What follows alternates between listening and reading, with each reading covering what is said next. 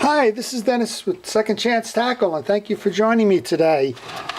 Many of you saw my video last week on problems that come back from JigMasters being used in a commercial fleet, and I'm continuing to work on them as I provide the service to that captain. And today I wanted to show you one of the problems and how to repair it. And this is the reel that has the bad drags. These reels are used heavily, as I mentioned. They do about 200 trips a year. They're catching fighting fish like bluefish and striped bass, which really destroy drags over time. They need to be fished with a drag, and over time they just become worn and need to be replaced. So I'm going to show you first how to determine that the drags need to be replaced. And in this case, it's really easy. You tighten down the drag nut, the star drag, as full as it can be tightened, and pull. And if the spool is moving, as it is here, then the drags are no longer effective. So that's the telltale sign that a drag has to be replaced, and I'm going to show you how to do that now. So this reel is a reel that has been used. You can tell the chrome is worn off on several spots here, so it's had a long and productive service life. So what I've done is I've gone ahead and ordered replacement drags and a full set, the metals as well as the fabrics, and these are lined up as they belong. So not sure if it's easy to tell, but these are the portion of those drags that I ordered. I'll see if I can't line them up to show you all. That's the set. Fabric, metal, fabric ear, fabric, metal, and then there'll be a cap nut that'll be in there, a cap washer. I'm just going to lay these out now and show you how to do this. So when you're doing the drags, you need to remove the side plate. And in this case, the captain has replaced the thumb screw with a set screw. And there's a reason for that. That's because on these commercial boats, the charter boats, a lot of time these reels tend to go overboard when that thumb screw breaks off when fighting a fish, and captains prefer to just get rid of that by taking out that thumb screw and replacing it with a set screw. If you're fishing light and not subject to that, if it's your own reel, I wouldn't recommend doing that, but it saves side plates from time to time. So what we do is we remove that one take apart screw. Now we're removing the handle nut. And again, this reel's been in service a long time. Credit to JigMasters. They're dependable, reliable, and they serve their purpose, and they're relatively inexpensive. So I remove the handle by backing off the star drag nut. I pull out the ferrule, and now we're down to the 4 bridge screws that hold on the bridge plate. And the bridge plate holds the main gear, which holds the drag assembly. So we're going to remove these. You'll notice I'm wearing a protective glove. I do that to keep the oils and grease off, and as you'll see when I go to lubricate the new drags, it also is a convenient way to spread the lubrication on those fabric washers. These set screws, these bridge screws here, they are 2 different types. The bottom ones are fully threaded. The top ones are partially threaded. That's because the partially threaded ones up top provide a rider for the springs on the yoke and free spool assembly. So we just had the spool gear come out. While I'm at it, I will lubricate the whole reel just because it's a part. But let's focus on the drags first, and then we'll come back and clean up the rest of the reel. So I'm just removing the pieces from the side plate right now. It's a yoke. This one, as I said, this one's got a lot of miles on it, but it doesn't mean it can't work and can't be productive in the long term to go. So I just take off some of the base crud with a piece of steel wool. There's usually some grease on the back of the jack or the transition piece to the free spool assembly. And here we go. Here's the main gear assembly on the bridge plate. And this one's been kept lubricated, which is what it's supposed to be. But again, it's just it's got worn drags in it at this point, and they need to be replaced. So no sense trying to do too much here. I'm just going to pull those out.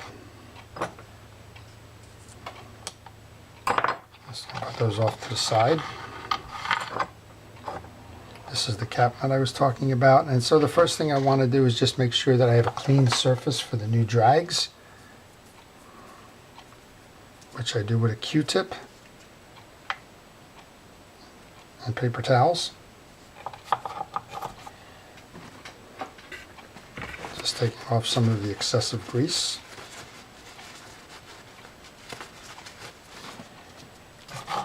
And then from a lubrication, general lubrication standpoint, I want to make sure that there's oil on that anti-reverse dog assembly.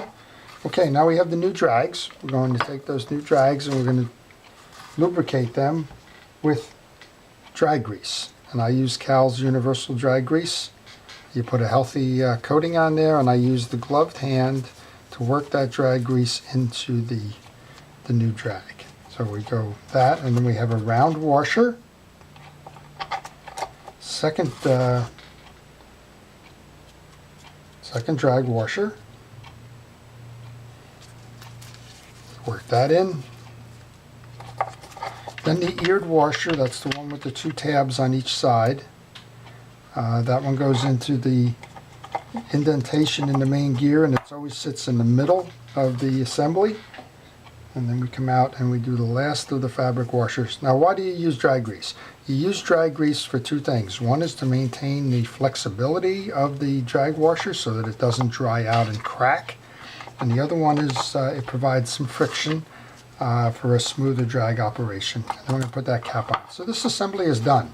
So it's not very difficult to do this if you know what you're doing. So let's just turn our attention quickly to lubricating the rest of the reel and reassembling this. Again, this reel has been in service for some time now. The worn drags are an indication of that, as well as the worn chrome and the like. So it doesn't hurt to clean this up. Now we're going to lubricate the back spool retention nut. And we're going to do that with blue grease, not the dry grease. Although I guess you could use the dry grease in this. At least that's the claim from Cal's, that it's a real and dry grease. Now we put the two springs in. They sit in the indentations. And again, the screws up top in the side plate screws have partially threaded on them, and that's so that they can slip through these screws, and that these screws don't catch on the fully threaded ones. The fully threaded screws go on the bottom. And I'm just going to show you an example of that. Here's the fully threaded versus the partially threaded screws. You can see the difference there. Okay, so we're going to put those springs on. You'll notice I'm putting all my parts in a parts tray. Homemade, it's just a piece of a milk container. But if you can keep all of your parts in a parts tray, you know where to find them when you go to reassemble the reel. Okay, so we cleaned up that yoke. A little bit of blue grease on there. Come back and grab the spool gear. The spool gear sits on those two springs. The holes align over the top of those. We go up and we pick the jack up, which is the transition piece between the free spool release lever and the yoke. And then to reassemble, all we do is we grab the bridge plate, push down on the spool gear to make sure it's properly seated. Insert the bridge over the top. And sometimes you just have to reflip that free spool lever, make sure that the holes are lined up. And then we're going to start with a threaded screw on the bottom. I'm just going to partially thread it. We just want to make sure it catches the bridge. And we're going up top on the other side with one of those partially threaded screws. Work that through. And the reason I do this is there's a tight tolerance in this bridge plate. And if you over tighten one to begin with, you may not be able to set the other screws. So sometimes you have to play with it. Sometimes you need a centering pin to get these all aligned properly. But only a partial turn to begin with until you know that all four are seated. Saves you a lot of time and aggravation. So, and that's what's happening here. One of these is not getting seated. So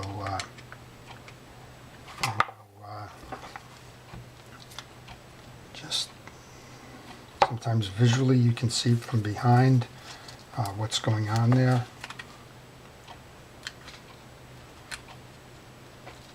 Okay, that's just a little bit out of alignment, so we're going to come back, just loosen this up a little bit. And now we should be able to seat these. Okay, that one's seated, and now there's one more left now. Okay, so the drags are going to give you a long life. That's another reason for the use of these drag greases. If you properly maintain them, they will last a long time. Again, these reels are used commercially.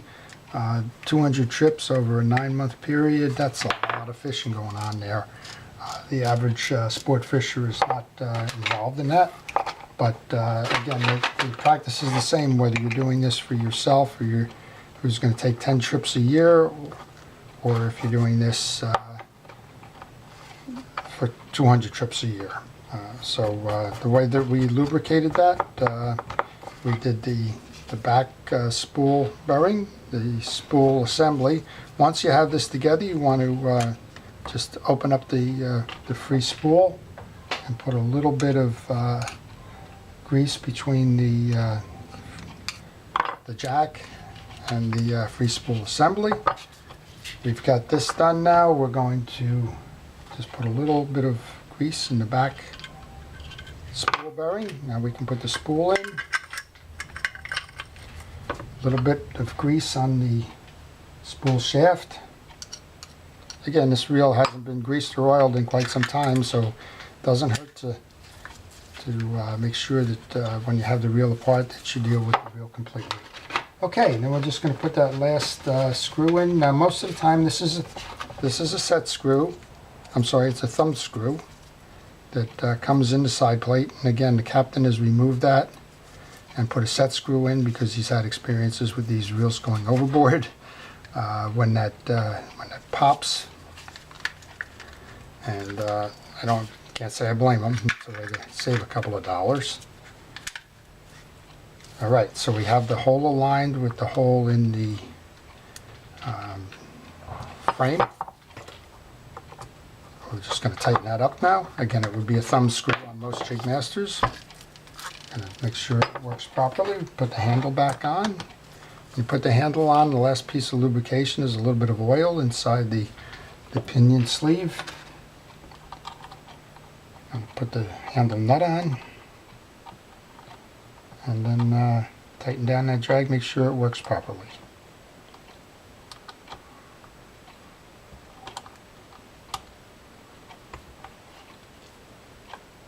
There we go.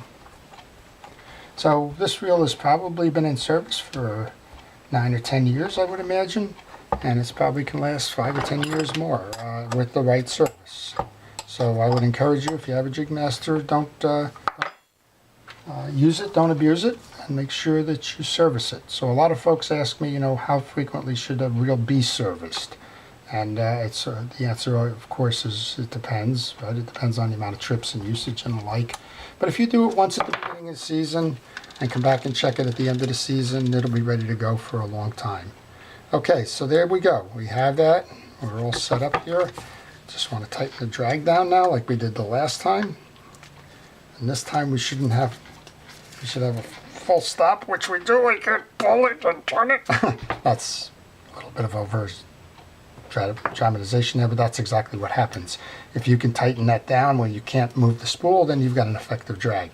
For blue fishing and striped bass here on the East Coast, we like to back that off a little bit so that you have a turn. There you go. That's about properly set for a bluefish or a striped bass. So this reel's ready to go.